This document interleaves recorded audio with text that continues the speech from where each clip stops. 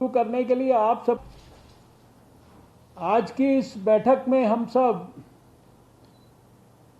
उत्तर प्रदेश, मध्य प्रदेश, आंध्र प्रदेश, गुजरात यहाँ के सभी स्वास्थ्य मंत्री और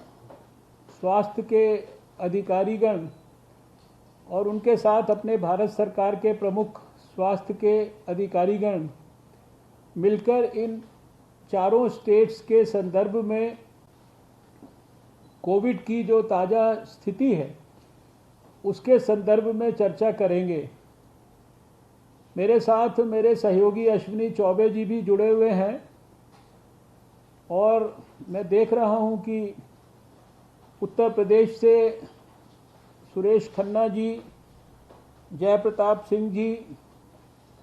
मध्य प्रदेश से डॉक्टर प्रभुराम चौधरी जी, और मुझे पता लगा कि गुजरात के स्वास्थ्य मंत्री अस्वस्थ हैं और अभी आंध्र प्रदेश के स्वास्थ्य मंत्री इस समय ट्रैवल में हैं। उनके अधिकारीगण यहाँ पर जुड़े हुए हैं। मैं आप सबका हृदय से आभार व्यक्त करता हूँ आज की इस बैठक में शामिल होने के लिए। बैठक में शुरुआत में 2 प्रेजेंटेशंस होंगे। एक डॉक्टर सुजीत सिंह के द्वारा, जो national centre for disease control के डायरेक्टर हैं, वो चारों स्टेट्स में कोविड की वर्तमान स्थिति का एपिडेमियोलॉजिकल और वैज्ञानिक दृष्टिकोण से विश्लेषण करके और जो भी चर्चा के बिंदु हैं उनका उल्लेख करेंगे। और उसके बाद जो विशेष रूप से इन 4 स्टेट्स में वैक्सीनेशन से जुड़ी हुई गतिविधियां हैं उनके बारे में एक प्रेजेंटेशन मिसिज वंदना गुरानी, जो एडिशनल सेक्रेटरी हेल्थ हैं, वो करेंगी। आप सब जानते हैं कि इस समय देश में 36,73,802 एक्टिव केसेस हैं। पिछले 24 घंटे में भारत में 3,26,098 नए केसेस आए हैं, लेकिन संतोष की बात यह है कि इससे ज़्यादा 3,53,299 केसेस रिकवर होकर पिछले 24 घंटे में अपने अपने घर लौट गए हैं। हमने देखा कि जो पिछला सप्ताह था 3 मई से 8 मई के बीच का, इसमें लगातार 4 दिन देश में 4 सक्सेसिव डेज पर 4 लाख से ज़्यादा केसेस आए। और अभी जो प्रेजेंट सप्ताह है इसमें सौभाग्य से 4 दिन हमारे जो केसेस हैं उनका नंबर तो कम हुआ ही है उसके मुकाबले, लेकिन हमारे केसेस जो रिकवर हुए उनकी संख्या, जो नए केसेस आए, वो उनसे ज़्यादा थी। जो 30 अप्रैल और 6 मई के बीच का जो सप्ताह था, इसमें देश की पॉजिटिविटी रेट 21.3% थी, लेकिन जैसे कि थोड़ा थोड़ा हम इम्प्रूवमेंट की तरफ बढ़ रहे हैं, तो इस सप्ताह में ये घटकर 19.3% हो गई है। और इसी तरीके से जो हमारा रिकवरी रेट है वो 30 अप्रैल से 6 मई के बीच में 81% था देश का, और वो इस सप्ताह में, लास्ट वीक में अभी इम्प्रूव होके 83% हो गया है। ये थोड़े थोड़े अर्ली साइंस ऑफ इम्प्रूवमेंट की तरफ हमें इशारा करता है। लेकिन इसका मतलब ये नहीं कि हम किसी भी प्रकार से कॉम्प्लेसेंट हो जाएं। हमें अपने प्रयास पूरी ताकत के साथ उसी प्रकार से कोविड के खिलाफ जंग में लगाकर रखने हैं। इसी संदर्भ में मुझे ये कहना है कि जो हमारे देश में हमारे स्वास्थ्य मंत्रालय की तरफ से ये भी एडवाइस दिया गया है कि जो डिस्ट्रिक्ट्स ऐसे हैं जहाँ की 10% से ज़्यादा पॉजिटिविटी है और 60% से ज़्यादा ऑक्सीजन सपोर्टेड और आईसीयू बेड्स की ऑक्यूपेंसी है, उन सब में जो कंटेनमेंट के जो मेजर्स हैं जिनके बारे में डिटेल्ड गाइडलाइंस समय समय पर दी जाती रही हैं, उनको हमें बहुत सख्ती से फॉलो करना है। जहां वो इनिशिएट नहीं हुई हैं उनको इनिशिएट करना है। और लोगों का जो मिलना जुलना, लोगों का जो जमावड़ा है, इस प्रकार की जो एक्टिविटीज़ हैं, इनको जितना भी हम ज़्यादा से ज़्यादा कर्टेल कर सकते हैं वो हमको कर्टेल करना है। आज के परिप्रेक्ष्य में वैक्सीनेशन के बारे में बहुत ज़्यादा चर्चा है हर स्तर पर, लोगों के बीच में भी, स्वास्थ्य अधिकारियों के बीच में भी और टेलीविज़न चैनल्स पर भी। इसलिए कुछ बातें जो महत्वपूर्ण हैं उनका मैं उल्लेख ज़रूर मीटिंग को फॉर्मली प्रारंभ करने से पहले प्रेजेंटेशंस को आपके बीच में करना चाहूँगा। आप सब जानते हैं कि अभी तक, आज तक सारे देश में 18,04,57,579 डोजेज जो हैं वो सारे देश में दी गई हैं, विभिन्न कैटेगरी के लोगों को प्रायोरिटाइज करके। इसमें हेल्थ केयर वर्कर्स जिनको फर्स्ट डोज मिली है वो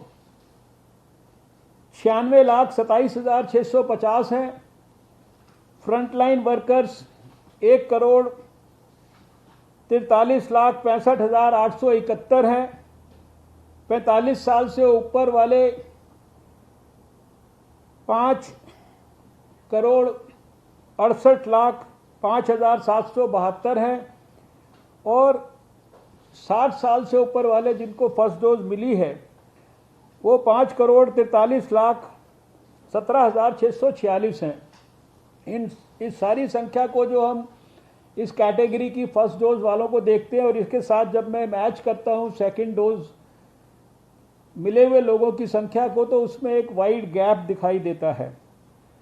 और 18 साल से 44 साल के लोगों का जिनका इम्यूनाइजेशन 1 मई को प्रारंभ हुआ था, वो आज तक 42,58,756 लोगों को वैक्सीन मिला है। इसी संदर्भ में जो आज स्टेट्स यहाँ पर उपस्थित हैं, मैं ये फिगर्स इसलिए दोहराना चाहता हूँ और उसके बाद क्यों ये मैं दोहराना चाहता हूँ। गुजरात में पहली डोज 1,09,78,124 लोगों को मिली है और सेकंड डोज उसके मुकाबले 38,21,613 लोगों को मिली है। आंध्र प्रदेश में पहली डोज 53,33,983 लोगों को मिली है। सेकंड डोज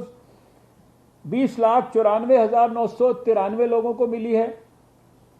मध्य प्रदेश में पहली डोज 77,33,762 लोगों को मिली है और सेकंड डोज 16,31,210 लोगों को मिली है। और इसी प्रकार से उत्तर प्रदेश में पहली डोज 1,13,91,619 लोगों को मिली है, लेकिन सेकंड डोज इसके मुकाबले 31,77,256 लोगों को मिली है। तो चारों स्टेट्स में भी और सारे देश के भी आंकड़ों का विश्लेषण करने के बाद ध्यान आता है, और उसी के कारण हम लोगों ने जो बराबर आग्रह पूर्वक पिछले समय में सभी स्टेट्स को अधिकारियों के माध्यम से भी और आज मंत्रियों के माध्यम से भी ये आग्रह किया है कि अब जो हम वैक्सीनेशन कर रहे हैं उसमें 45 साल से ऊपर की कैटेगरी के जो लोग हैं, जिनके लिए पूरी की पूरी वैक्सीन भारत सरकार उपलब्ध करा रही है लगातार 16 जनवरी से लेकर आज तक, वहाँ पर आप सब मिलकर स्ट्रैटेजाइज कर प्रायोरिटाइज करके और गहराई और गंभीरता से जिन लोगों को सेकंड डोज नहीं मिली है उनको सुनिश्चित करें कि उनको अपनी स्ट्रैटेजी में सेकंड डोज जल्दी से जल्दी मिल जाए। और भारत सरकार ने इस प्रकार का आग्रह किया है कि आप इस सेकंड डोज को कम से कम टोटल डोजेज में 70% डोजेज जो है वो सेकंड डोज की होनी चाहिए। मुझे पूरा विश्वास है कि हमारे मंत्री सहयोगी इस बात को अपने अपने स्टेट्स में निश्चित रूप से सुनिश्चित करेंगे। जैसा कि आप जानते हैं कि एक महीने में जो भी वैक्सीन्स हम स्टेट्स को उपलब्ध कराते हैं उसकी 15 दिन पहले भारत सरकार उसकी विस्तृत जानकारी स्टेट को दे देता है कि अगले 15 दिन में किस समय कितनी वैक्सीन उपलब्ध कराई जाएगी इस कैटेगरी के लिए, 45 साल से ऊपर के लिए। और वो 30 अप्रैल को, और जैसे आज 14 मई 15 मई के आसपास अगले 15 दिन के लिए वो जानकारी को उपलब्ध कराते हैं। इसी प्रकार से जो 18 साल से 44 साल के बीच की जो कैटेगरी है उसके लिए भी जो है, जो आपको कंपनियों के माध्यम से वैक्सीन मिलनी है और जो आपका मोटे तौर पर जो एक शेयर बनता है उपलब्धता का, जो भी वैक्सीन्स उपलब्ध है वो भी हम जो है आपको जो है जानकारी आपको भी और कंपनियों को भी बराबर देते हैं। और इसके लिए ये भी अनुरोध किया गया है कि जो हमारी स्टेट्स हैं वो एक टीम बनाकर और लगातार एक तरफ वैक्सीन मैन्युफैक्चरर्स से और दूसरी तरफ हमारे यहाँ स्वास्थ्य मंत्रालय में भी एक कोर टीम बनी हुई है, उस कोर टीम के साथ बराबर कोऑर्डिनेशन करें और अपने स्टेट में जो 18 से 44 साल की भी जो वैक्सीन के उपलब्धता के हिसाब से अपनी प्लानिंग को सुनिश्चित करें। अभी 2-3 बातें आपने अभी 2 दिन पहले भारत सरकार के स्वास्थ्य मंत्रालय की प्रेस कॉन्फ्रेंस के माध्यम से भी ये जानकारी प्राप्त की होगी, क्योंकि अभी वैक्सीन्स की उपलब्धता के बारे में, वैक्सीन्स कितनी उपलब्ध हैं, कैसे सारे लोगों का वैक्सीनेशन होगा, इसके बारे में बहुत सारी भ्रांतियां हैं, बहुत सारे एप्रीहेंशंस हैं, बहुत सारी जानकारियों की अभी कमी है और उसके कारण एक बहुत जगह पर मिस इन्फॉर्मेशन भी है, कम्युनिकेशन गैप्स भी हैं। और इस नाते मैं कुछ बातें मैं भी स्पष्ट करना चाहता हूं, यद्यपि प्रेस कॉन्फ्रेंस के माध्यम से ये चीज़ें लगातार स्पष्ट की जाती हैं। 16 जनवरी को जब प्रधानमंत्री जी ने इस वैक्सीनेशन कैंपेन को लॉन्च किया था, उस लॉन्चिंग के समय से लेकर और 31 जुलाई के बीच में देश को जितनी भी वैक्सीन उपलब्ध होनी है, कुछ प्रोक्योर हो चुकी है,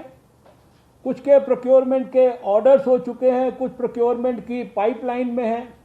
चाहे वो सेंट्रल गवर्नमेंट के माध्यम से हो, चाहे वो स्टेट गवर्नमेंट्स के माध्यम से हो, चाहे वो स्टेट गवर्नमेंट्स प्लस प्राइवेट अस्पतालों का शेयर हो। ये जो सारी मिलाकर जो डोजेज हैं, जिसमें से मैंने कहा कि 18 करोड़ डोजेज भारत के अंदर ऑलरेडी दी जा चुकी हैं, ये जो डोजेज की संख्या है ये करीब 51.6 करोड़ बैठती है।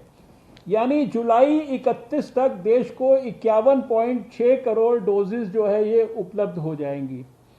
और उसमें से 18 करोड़ डोजेज हम अभी ऑलरेडी लगा चुके हैं। इसी के साथ साथ जो हम लोगों ने विस्तार से सब प्रकार की जो कैलकुलेशंस की हैं, चर्चाएं की हैं, जो अभी वैक्सीन्स के डेवलपमेंट का अलग अलग स्टेजेस पर अध्ययन किया है, जो वैक्सीन्स डेवलप हो रही हैं उनकी कंपनियों के साथ जो बातचीत की है, और जैसे for example Covishield, Covaxin, biological Evans की जो हमारी सब यूनिट वैक्सीन है, जाइडस कैडिला की डीएनए वैक्सीन है,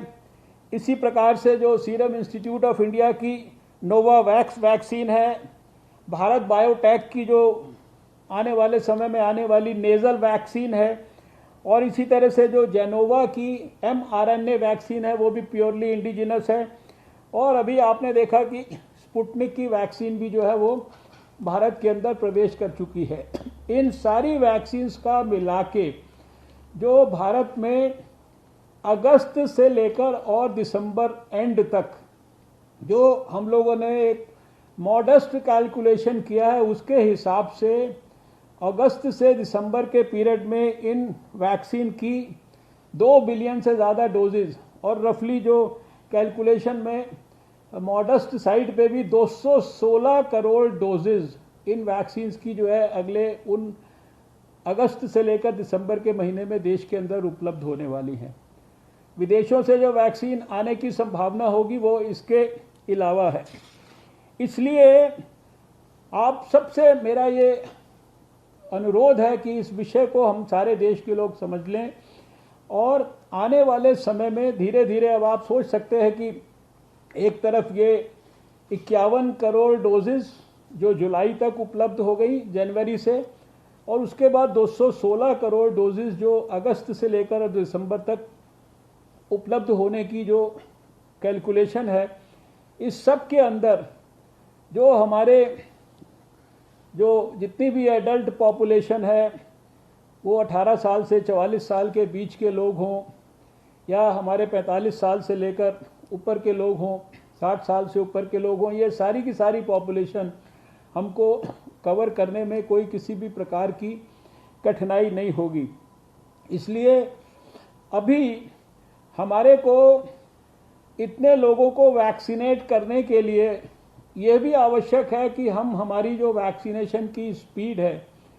इसको हम लोग और ज़्यादा स्टेप अप करें। अभी पिछले समय में जब से वैक्सीनेशन स्टार्ट हुआ है, हमारा 40-45 लाख तक भी एक दिन में वैक्सीनेशन देश में हुआ है, बीच में 30 से 35 लाख तक भी हुआ है, अभी 20 और 25 लाख के बीच में हो रहा है, जो कि हम समझते हैं कि निश्चित रूप से कम है। और हम सबको अपने देश के वो सारे लोगों को वैक्सीनेट करने के लिए समयबद्ध तरीके से इस वैक्सीनेशन की स्पीड को स्टेप अप करना होगा। और इसलिए आप सबसे भी अनुरोध है कि जो हमारे पास वैक्सीन उपलब्ध है 45 साल से ऊपर की कैटेगरी के लिए उपलब्ध है उसके लिए, और जितनी भी वैक्सीन हमारे पास अभी फ़िलहाल 1 महीने के अंदर जो 18 साल से 44 साल के लिए उपलब्ध है, इस सारी जो प्रक्रिया है इसको हम लोग जो है आने वाले समय के लिए पूरी तरीके से और तेज़ी से इसको बढ़ाएं, ताकि अगले 6 महीने के अंदर हम बहुत जल्दी, अभी भी सारे दुनिया में जो वैक्सीनेशन जो हमारे देश में जितनी डोजेस लोगों को मिली है वो स्पीड शायद सबसे तेज़ है स्पीड जो है, और अमेरिका और चाइना के बाद शायद सबसे ज़्यादा वैक्सीनेशन जो है वो भारत के अंदर हुआ है।